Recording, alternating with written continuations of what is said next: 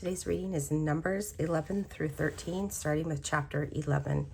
And the people complained in the hearing of the Lord about their misfortunes. And when the Lord heard it, his anger was kindled, and the fire of the Lord burnt among them and consumed some outlying parts of the camp. And the people cried out to Moses, and Moses prayed to the Lord, and the fire died down. So the name of that place was called Tabereth, because the fire of the Lord burnt among them.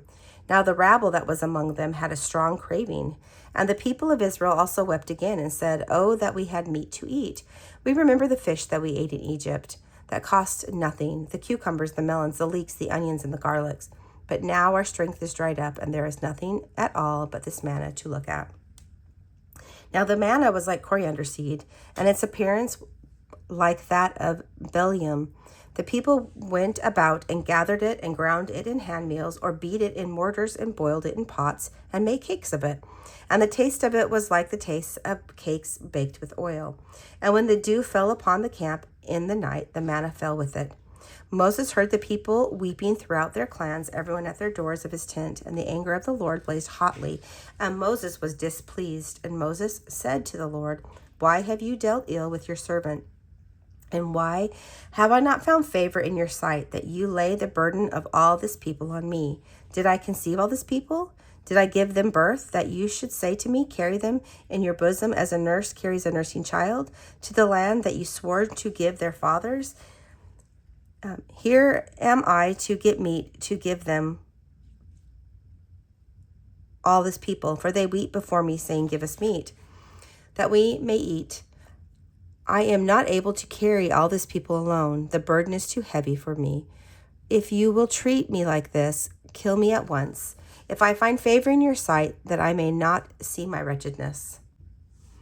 Then the Lord said to Moses, "Gather for me 70 men of the elders of Israel, whom you know to be the elders of the people and officers over them, and bring them to the tent of meeting, and let me take their stand there with you. And I will come down and talk with you there, and I will take some of the spirit that is on you and put it on them, and they shall bear the burden of the people with you, so that you may not bear it yourself alone. And say to the people, 'Consecrate yourselves, for tomorrow you shall eat meat, for you have wept in the hearing of the Lord, saying, Who will give us meat to eat? For it was better for us in Egypt. Therefore the Lord will give you meat, and you shall eat. You shall not eat just 1 day or 2 days or 5 days or 10 days or 20 days, but a whole month, until it comes out of your nostrils and becomes loathsome to you, because you have rejected the Lord who is among you, and have wept before him, saying, Why did we come out of Egypt?' But Moses said, 'The people among whom I am numbered 600,000 on foot. And you have said, I will give them meat, that they may eat a whole month. Shall flocks and herds be slaughtered for them, and be enough for them? Or shall all the fish of the sea be gathered together for them, and be enough for them?' And the Lord said to Moses, 'Is the Lord's hand shortened? Now you shall see whether my word will come true for you or not.' So Moses went out and told the people the words of the Lord, and he gathered 70 men of the elders of the people and placed them around the tent. And the Lord came in a cloud and spoke to him, and took some of the spirit that was upon him and put it on the 70 elders. And as soon as the spirit resided on them, they prophesied, but they did not continue doing it. Now 2 men remained in the camp, one named Eliad and the other Medad, and the spirit rested on them. They were among those registered, but they had not gone out to the tent, and so they prophesied in the camp. And the young man ran and told Moses, 'Eliad and Medad are prophesying in the camp.' And Joshua the son of Nun, the assistant of Moses from his youth, said, 'My lord Moses, stop them.' But Moses said to them, 'Are you jealous for my sake? Would that all the Lord's people were prophets, that the Lord would put his spirit on them.' And Moses and the elders of Israel returned to the camp. Then a wind from the Lord sprang up, and it brought quail from the sea, and let them fall beside the camp, about a day's journey on this side, and a day's journey on the other side around the camp, and the 2 cubits above the ground. And the people rose all that day and all night, and all the next day, and gathered the quail. Those who gathered least gathered 10 homers, and they spread them out for themselves all around the camp. And while the meat was yet between their teeth before it was consumed, the anger of the Lord was kindled against the people, and the Lord struck down the people with a very great plague. Therefore, the name of the place was called Kilbroth Havai, because they buried the people who had the craving. From Kilbroth Havai, the people journeyed to Hazoth and remained in Hazoth. Chapter 12. Miriam and Aaron spoke against Moses because of the Cushite woman whom he had married, for he had married a Cushite woman. And they said, Has the Lord indeed spoken only through Moses? Has he not spoken through us also? And the Lord heard it. And now the man Moses was very meek, more than all the people who were on the face of the earth. And suddenly the Lord said to Moses and to Aaron and Miriam, Come out, you three, to the tent of meeting. And the three of them came out, and the Lord came down in a pillar of a cloud and stood at the entrance of the tent and called Aaron and Miriam, and they both stepped forward. And he said, Hear my words. If there is a prophet among you, I, the Lord, make myself known to him in a vision. I speak with him in a dream. Not so with my servant Moses. He is faithful in all my house. With him I speak mouth to mouth, clearly, and not in riddles, and he beholds the form of the Lord. Why then were you not afraid to speak against my servant Moses?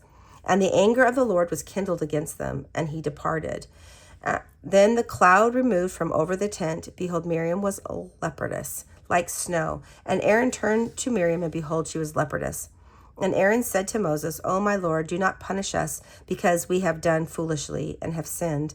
Let her not be as one dead, whose flesh is half eaten away when he comes out of his mother's womb. But Moses cried to the Lord, O God, please heal her, please. But the Lord said to Moses, If her father had but spit in her face, should she not be ashamed 7 days? Let her be shut outside the camp 7 days, and after that she may be brought in again. So Miriam was shut outside the camp 7 days, and the people did not set out on the march till Miriam was brought in again.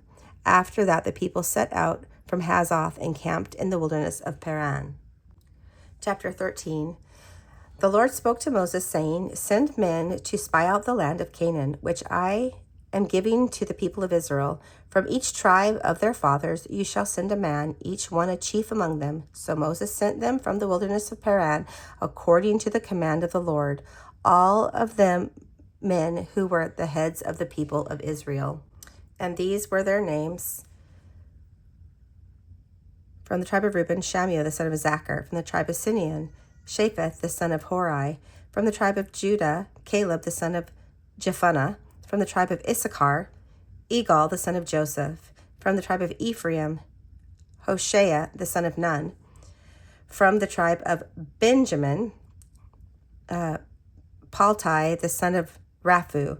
From the tribe of Zebulun, Gadiel the son of Sodai. From the tribe of Joseph, that is the tribe of Manasseh, Gadai the son of Susai. From the tribe of Dan, Amiel the son of Gamalai. From the tribe of Asher, Sether the son of Michael.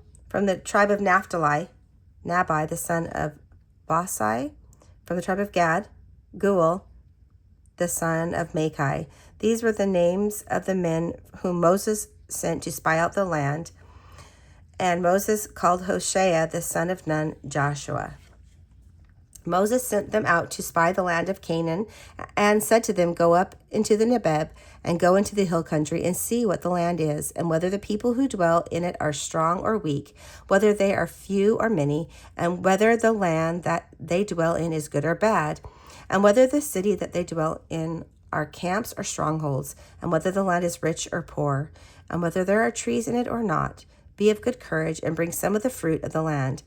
Now the time was the season of the first ripe grapes. So they went up and spied the land from the wilderness of Zin to Rehob, near Leohamath. And they went up to the Negeb and came to Hebron. Ahiman, Shishai, and Talmai, the descendants of Anak, were there. And Hebron was built 7 years before Zon in Egypt.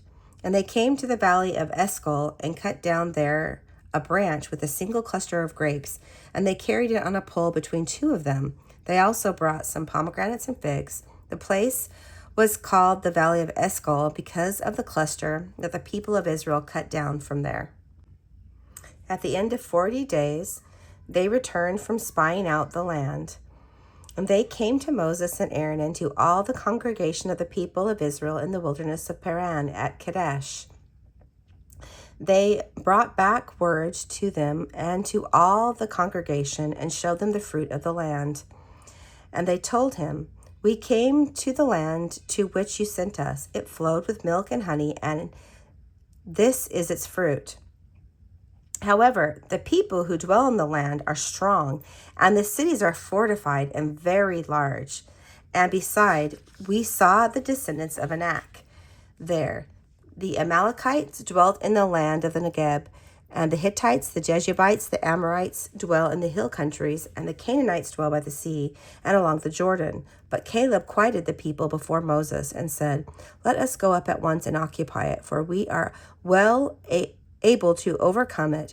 Then the men who had gone up with him said, 'We are not able to go up against the people, for they are stronger than we are.' So they brought to the people of Israel a bad report, and the land that they had spied out, saying, 'The land through which we have gone to spy it out is a land that devours its inhabitants, and all the people that saw it are of great height.' And there we saw the Nebulim, the sons of Anak, who come from the Nebulim. And we seemed to ourselves like grasshoppers, and so we seemed to them."